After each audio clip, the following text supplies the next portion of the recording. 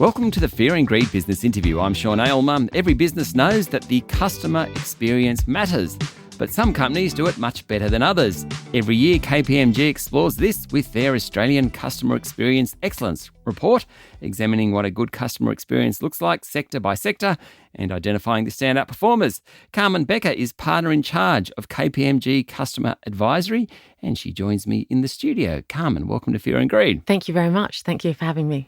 We talk about customer experience so much, and individually we can all give anecdotes. Broadly though, why does customer experience matter so much to a company? So a customer experience, a good customer experience, can define how to attract and keep your customers, to put it really simply. Why does a customer come to you and why do they stay with you can be determined through great customer experience. We've also seen research in the US that in our Customer Experience Excellence Report, when you look at all the 100 companies, the top 50 get double the revenue returns if they focus on customer. You can see that sort of change. There's a real financial benefit. Yeah. Righto. Who does it well in Australia at the moment? Well, in our Customer Experience Excellence Report, the number one brand this year was Mecca. Mecca is a online and physical beauty store, and it drives fantastic results. And there's quite a few reasons. So, I mean, Mecca's an interesting one. I have a couple of young women in my household, and they love Mecca. Both of them love Mecca. Yeah. What is it that Mecca does? So Mecca have a few key pillars that they lean into, which really drives this fantastic experience. One is loyalty. So you've probably heard about the Beauty Loop, the loyalty program. Mecca is a shining star of loyalty programs in Australia, and it drives beyond reasonable demand because women, tweens, girls all over Australia love the Beauty Loop boxes and they aim for the higher levels. We see that driving fantastic repeat customers, so advocacy and loyalty. The other thing they do is they have a very good seamless customer interaction. I don't want to use too much jargon, but what that means is if I'm on the Mecca website, on the Mecca app, in the Mecca store, they recognise me. So they know that I'm the same person, which means they're driving me to feel comfortable and confident in their space. And that is done through excellent technology within the company, within the back end. In a moment, I'll get to some of these pillars that you talk about, but I just want to go to Bunnings quickly because it is always there. And they just seem to have this repeat process that no matter who's there, people like Bunnings. What is it about that company or that retailer? Yeah, everything Bunnings does is pushing it up and up in the Customer Experience Excellence Report. It really understands its customers and the segments. And we've seen that through a few techniques that they've used. One is the in-store helpers and the people that really help you navigate not only the store, but navigate your DIY processes. Yeah. They are excellent. I don't know if you've ever been in there and asked, I don't know how to paint this or do that. They are knowledgeable and they're always there. They're on hand. Yep. They've enhanced that with a digital version of that as well. So online, they've got DIY videos for everything. So people feel very confident that Bunnings can help them through the situations and issues and problems they may have with DIY. Right. They've also used things like the aisle helper, to really help you navigate what is quite a complicated store if you don't understand DIY. Yep. And they also have a very good hiring policy. So we often see that the choice of employees that you hire and your front of house staff really drive customer experience results. Yeah. So a great employee experience, employees that are happy, you've chosen the right employees for the right job, they will drive higher customer experience. And we can see that in Bunnings, they hire people for their previous experience. So they might hire ex-painters or ex-tradies to really help people understand how to do their DIY projects. And then just quickly, telcos and utilities in the last report, they're actually doing better. Now, we've all hated our telco and we've all hated our gas company, etc. What have they done to turn things around? Interestingly, so utilities, let's start there. They were always about servicing the meter or the actual product itself that's in the ground. Yep. And there's been a real shift in the last, say, 5 years for these sorts of companies to really service the customer. So think about what is it that the customer might be expecting from their water supplier, for example. Yeah. They're expecting it not to turn off. They're expecting to understand their bills.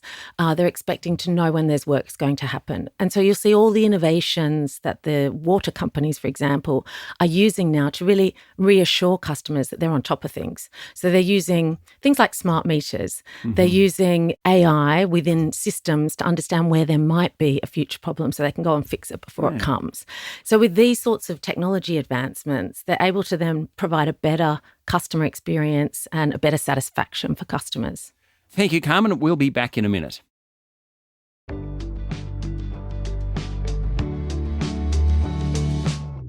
My guest this morning is Carmen Bekker from KPMG.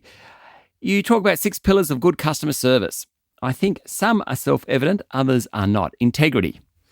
Yes, so integrity is really about trust. So do customers trust your brand, your business to do the things that they say they're going to do, but with integrity? So, within regulation, the ability to create an environment where your data is protected and they're not on-selling your data or doing something that makes the customer feel uneasy with dealing with that company. Resolution? Resolution is really about complaints. So if you think about, if I have a problem, how quickly can you solve it?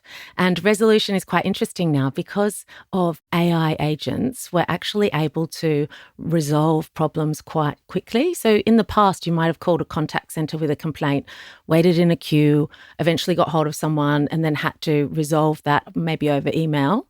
Now what we're seeing is companies have, a little AI chatbot that you can access, and you can talk to that chatbot about what your problem or complaint might be.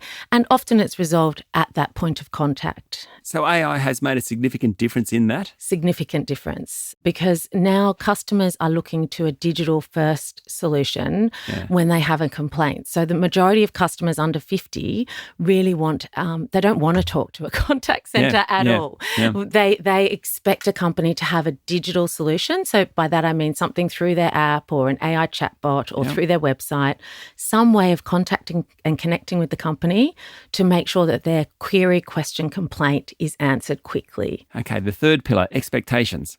Expectations is about doing what you say you are going to do in the time frame you promised to do it.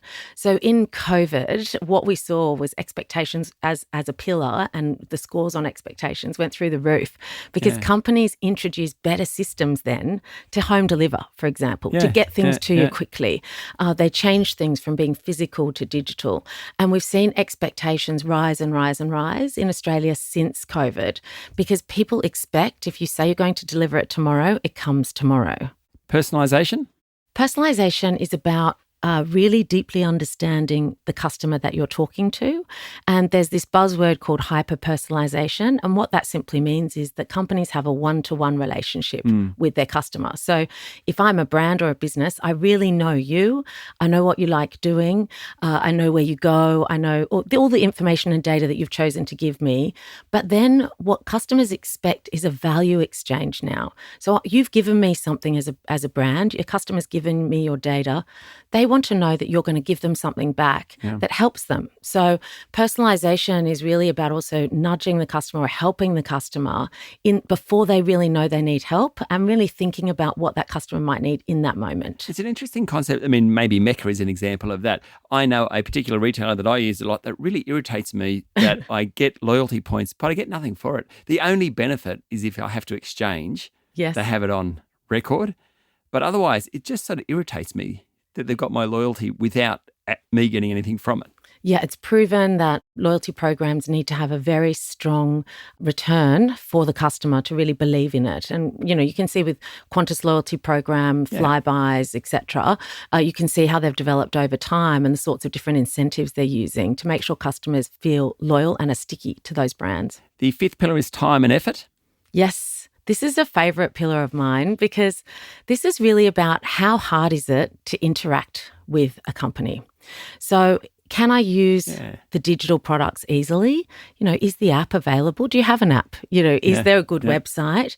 Do I have to go in store or in branch to do things that I really should be able to do digitally and seamlessly?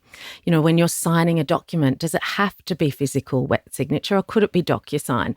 So this is really what companies are doing behind the scenes when they talk about digital transformation for customers. They're looking at making all of those interactions as seamless as possible. And the final pillar, one I love, empathy. Empathy is really strong in the last report in financial services. It's increased by 30%. Wow. Empathy is really about not just knowing who the customer is, which is personalization, but really deeply understanding what those customers' issues might be.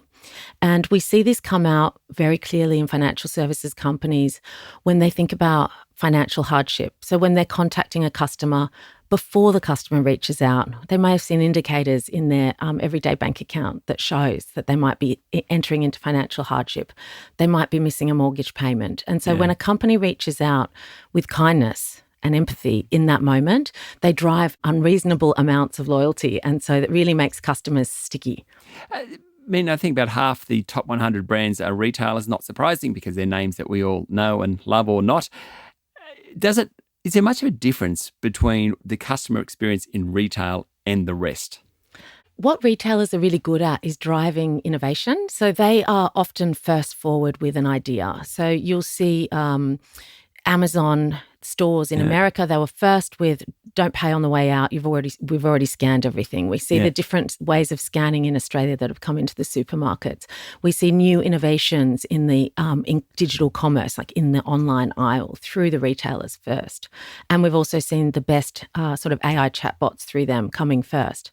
We also see really good interactive, immersive experiences. And what that means is places you and I can go that are physical, where we have a really good time with the brand. And then it drives loyalty. It makes us feel good. It makes us connect with that brand. JB Hi-Fi makes me feel 20 years younger than I am, Carmen. Well, that's good. That is really good. That's an excellent experience for you. Okay, Carmen, let's wrap all that up.